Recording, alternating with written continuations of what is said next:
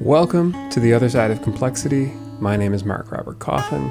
I am your clarity coach, the person that is here to help you figure out how to get through the complex things you're dealing with in your life, in your work, in your relationships, and get to the other side of complexity, where things are easier, where things are simpler, and where you can see a whole lot clearer. In this video, I want to talk through the 4 key practices that are kind of like they've become the core to how I navigate complex situations. They're my navigational tools for getting through complex situations. I found that if I do these 4 things in pretty much every situation, it might be the case that I'm already doing 1 or 2 of them, but that maybe I'm not engaging with one of them in the way that I could, that would help me get to the other side of complexity, which is what my work is all about, what my life has been all about for a very long time. So the 4 practices are: number 1, face reality. Number 2, see the big picture. Number 3, engage in dialogue. And number 4, brave conflict. I'm going to say a little bit about each of these today.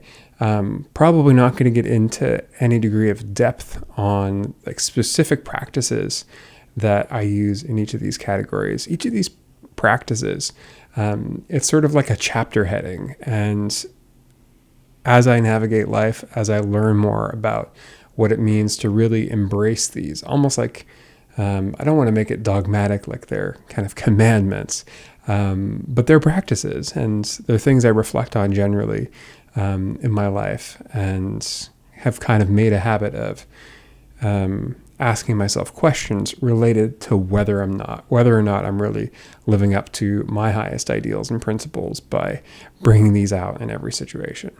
So I'm going to say a little bit about what each of these means. If what I'm sharing resonates with you, if what I'm sharing makes sense to you, and you're like, yeah, that's the way to do it, Mark, then I would invite you to subscribe to this channel, hit the little bell that people hit to get notifications, I guess, when I don't hit it for anything, but you should definitely hit it for this channel. So number 1, face reality. What does that mean? I think another way of saying this is to live in truth. For me, it's about not diluting myself. I think that's the way to frame it in negative terms. When I get into trouble in a situation, particularly when I'm all on my own, or when I've isolated myself from a group for reasons maybe I don't quite understand, it tends to be because there's a reality that I'm not facing.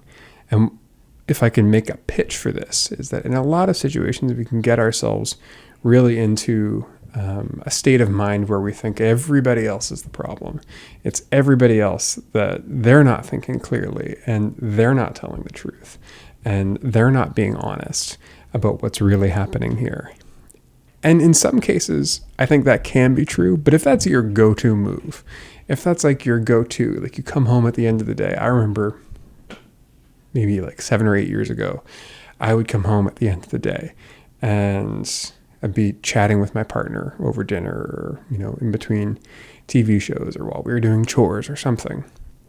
And I would just have this like long list of complaints about the people in my life that I was maybe working with at the time, or in some kind of conflict with at the time, or some kind of, arrangement where it's like, I have to deal with these people, but man, are they annoying? Man, are they ever deluded about the way things are? And I don't know the degree. This is why I think it's so valuable a practice to face reality, is nowadays I don't really find myself focusing on that much. And I'm sure there are people in my life who are not doing this, but there's a tendency in ourselves when we're not facing reality to start pointing the finger at other people. And my inclination now is to, when I get that feeling like I've been hard done by, or this person has been disrespectful to me, almost always that's an indicator that there's some reality that I'm not facing, or there's some way that I'm actively deluding myself. DELUDING, not diluting. Although you, in a way, kind of are diluting yourself when you're deluding yourself.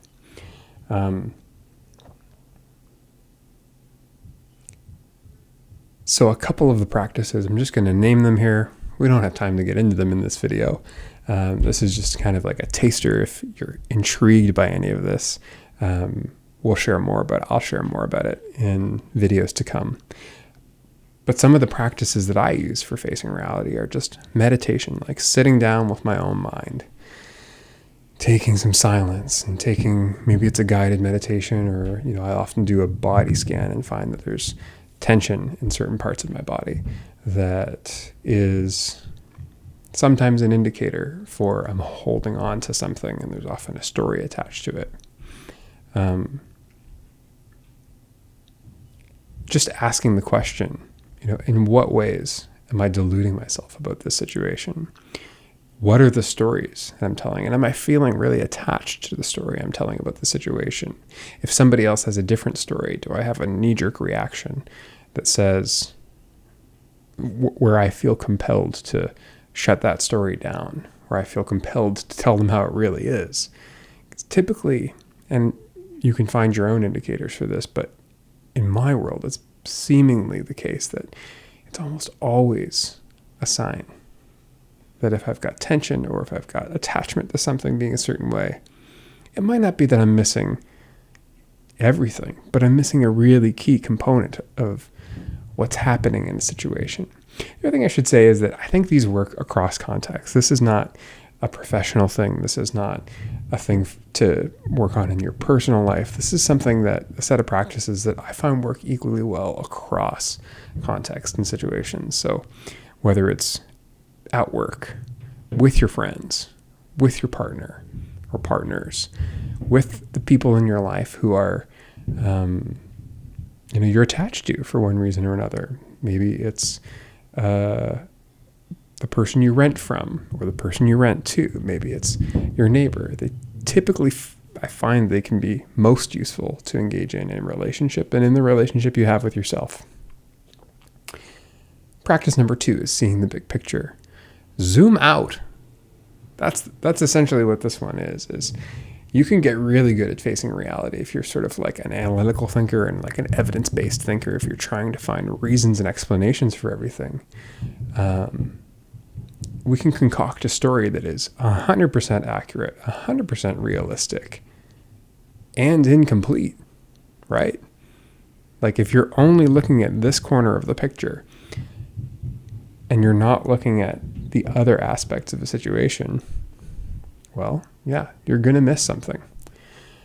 I'm going to throw an image up on the screen here that there's 2 parts of it where you can see how, if you're only looking at one corner or one piece of a story and don't have that zoomed out perspective, then the story you're telling, it's as if it weren't true because it's so inaccurate to the context of a situation. That's another way of framing this one, is that you could look for context. Okay, what's the context of this piece of information that I've just learned? What's the context of this story that makes one person look like the bad guy? But think Harry Potter, think Professor Snape. We went through how many books before we realized Snape was one of the good guys? See the big picture. Engage in dialogue is number 3. Engaging in dialogue is like, am I talking to the people who could actually help me through this situation? Is there a reason I'm not in dialogue with people who are so obviously connected to the situation? I spent the first decade and a half of my life working almost exclusively in political contexts. And it was very obvious at times when someone had kind of a recipe for disaster, a politician, an advocacy group, they were putting proposals forward that clearly had effects on different people, different groups of people in our community, but they weren't engaged in any kind of dialogue in the development of those proposals. So there's a fairness way of looking at this, that it's fair to engage. The expression that often gets used in movement building is nothing about us without us. And that's about fairness. And fairness is awesome. I'm all for fairness. And there's a good reason to include people in dialogue around policy proposals, programming proposals, proposals for new laws and regulation. They're going to have effects on specific groups of people, individuals with specific kinds of characteristics.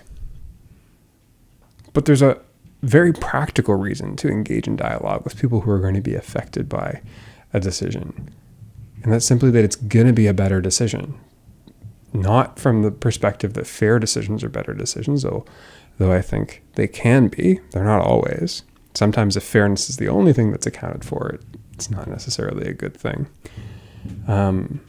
Because other things get missed. But by engaging in dialogue as a mode of practice with people affected, with the parts that are affected, the parts of the whole that are affected, then you get data that otherwise wouldn't be on the table. So if we're thinking like the healthcare system and changes are being made to the healthcare system without consulting certain patients or patients with certain kinds of diseases or illnesses or neurodivergences that have to also use the healthcare system, that we want our healthcare system to benefit and protect.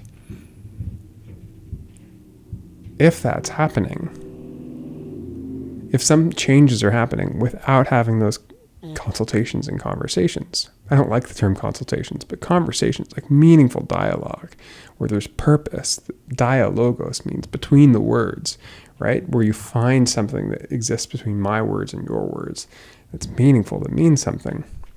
It helps us see a picture that none of us could see alone, no matter how much we zoom out. There's perspectives that matter in there. And, if we're talking something like the healthcare system, we could save lives by engaging in dialogue. If we talk about something like the school system, that's the difference between someone going through school and not finding ways of learning or not finding meaning in the work that they're engaged in, and not, right? Practice number 4 is when dialogue doesn't work. Braving conflict. And I say brave here as a verb, like brave conflict, like do it, get in there. And this is the one that's probably the most challenging. This is, probably the one most of us have an aversion to. If you're an avoidant personality type like myself, then probably you've gone on much of your life trying to avoid situations where there is conflict. I think conflict is what happens when two people's or more assessment of what reality is disagrees, or maybe we're not seeing the big picture, where dialogue is broken down and a conflict results. And on one end of conflict, it looks like sarcasm. It looks like making a joke that's not really a joke. Maybe it's gossip. Maybe it's not actual conversation happening between the two conflicting parties, but it's as soon as one person leaves the room, the other person starts gossiping to whoever's left. And then at the very far end of it, like there's lots in between, it gets to something that looks like a breakup, a divorce, a war, physical violence, or verbal and emotional violence. So when I say brave conflict, I don't mean get in there and get your fists up, but I mean, I'll speak to it from my own perspective. It's like the way I experience it is like when I can tell that something's up in a situation, like when I can tell that we're in disagreement, it's like I'm not scared of having a conflict with you. And I think part of that comes from knowing in my heart of hearts that the worst thing I can do if I care about our relationship, if I care about me and you, is not say something. because that's going to grow the conflict from a joke and gossip and talking about you when you're not around to a point where like maybe we don't get to hang out anymore. Maybe we don't get to work together anymore. Maybe neither of us even wants to.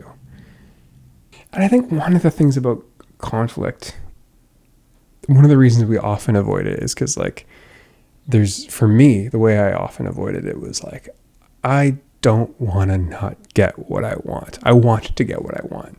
And conflict or compromise or negotiation or whatever you want or whatever I was labeling this thing before was actually very different than the experience of learning to go through conflict.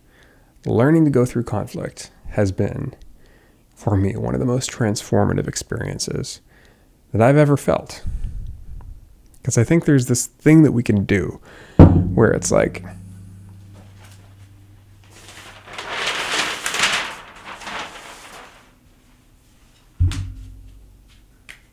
let's say there's 2 points.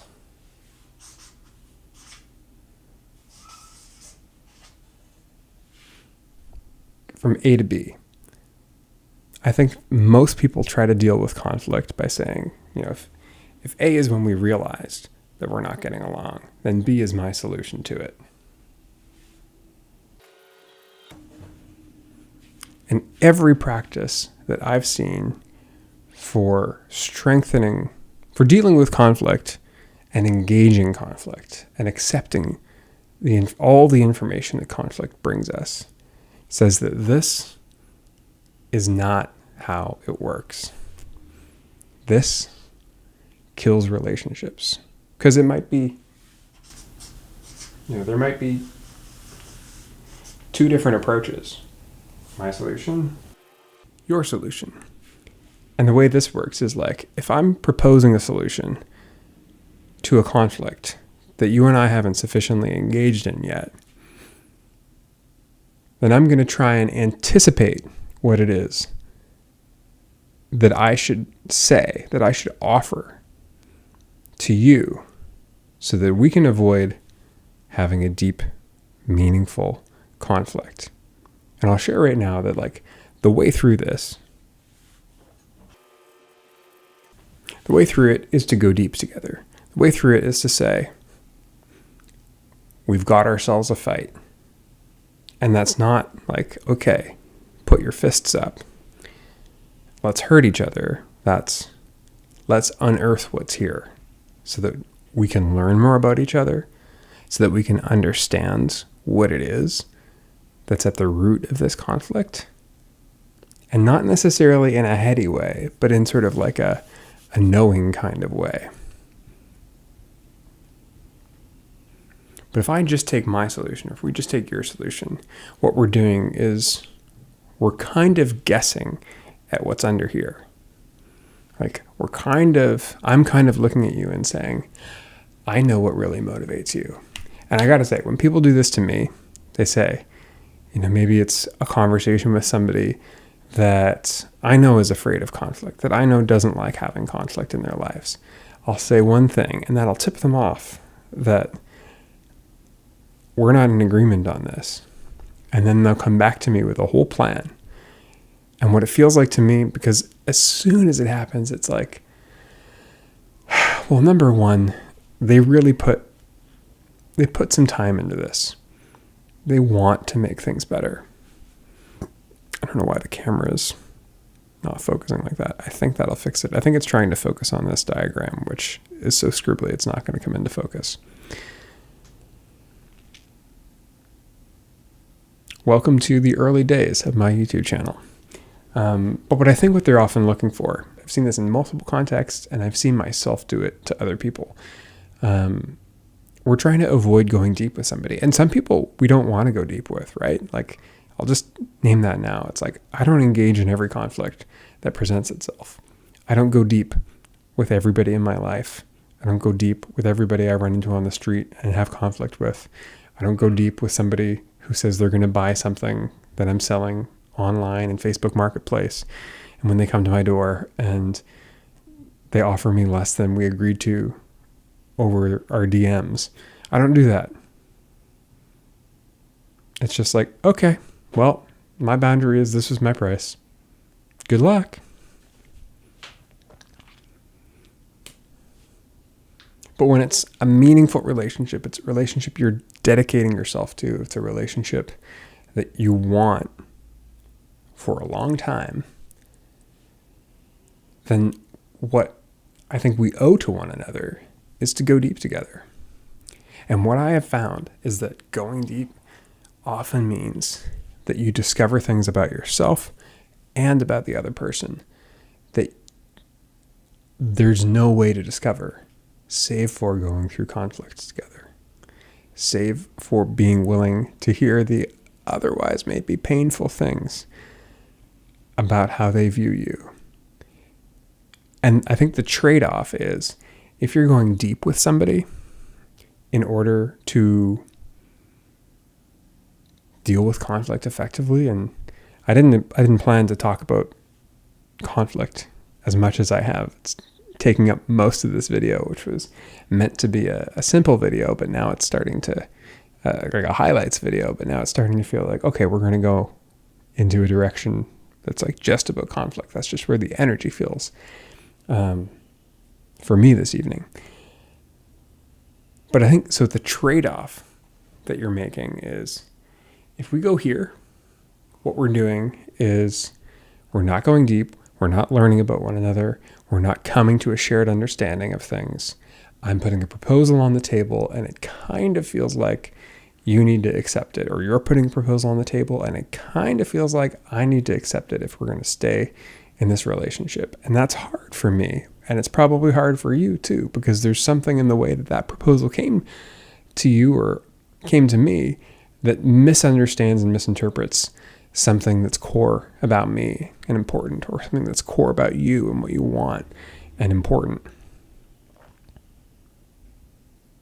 Whereas if you take the long route, the scenic route, the route where you learn, the route where you discover something about one another, the route where you're actually engaging with the stories in each other's heads. It's like the painful part is I have to hear what you think about me. This is how it typically works, at least in the conflict engagement process that I try to use in my relationships and in my work. It's like we actually share all of the stories, or the expression is often called throw all of the arrows that we have for why the role that you're playing in this conflict is wrong. We share all these stories, so we hear the inner thoughts that each other has about what's actually going on, and sometimes that has something to do with our personality and how we're showing up. But we do it so that we don't act on them. Because this story that I've proposed to you is a set of actions. If I'm coming to you with a proposal for how we navigate through a conflict we haven't engaged with, then I'm using the story I have about you. So you don't have to actually engage with it. And we can both be in this place of sort of being kind of under the illusion that, like, well, Mark wants what's best for me. He put all that thought and time into the proposal that I don't really want, but he put all that thought and time into it, and I don't want to say no to him. I don't want people in my life saying yes to me for that reason. I want people in my life saying yes to me because we worked it out, because we came up with something that works for both of us. And that's what going deep does. That's what going deep means, is that we put the stories on the table, so I have to hear it once, but I don't have to live with your story of me. We put it on the table as we're navigating conflict so we can see, oh, no wonder we were disagreeing if that's the inaccurate story you were telling about me. And this is the inaccurate story I was telling about you. And it's not about correcting. It's not about being analytical about it. It's not about, it's not about going to trial. It's not about going to court. It's about hearing it, and then I can't explain what happens next, but something happens where it's just like shared insight. This is where we're going next. And sometimes it doesn't work, but 9 times out of 10, if both people are committed to some of the things that preceded this, the other 3 practices about facing reality, seeing a bigger picture, engaging in dialogue. It gets you somewhere you couldn't ever have gotten just by us proposing solutions at each other and making each other feel like we have to accept what's on offer. That's the power of braving conflict.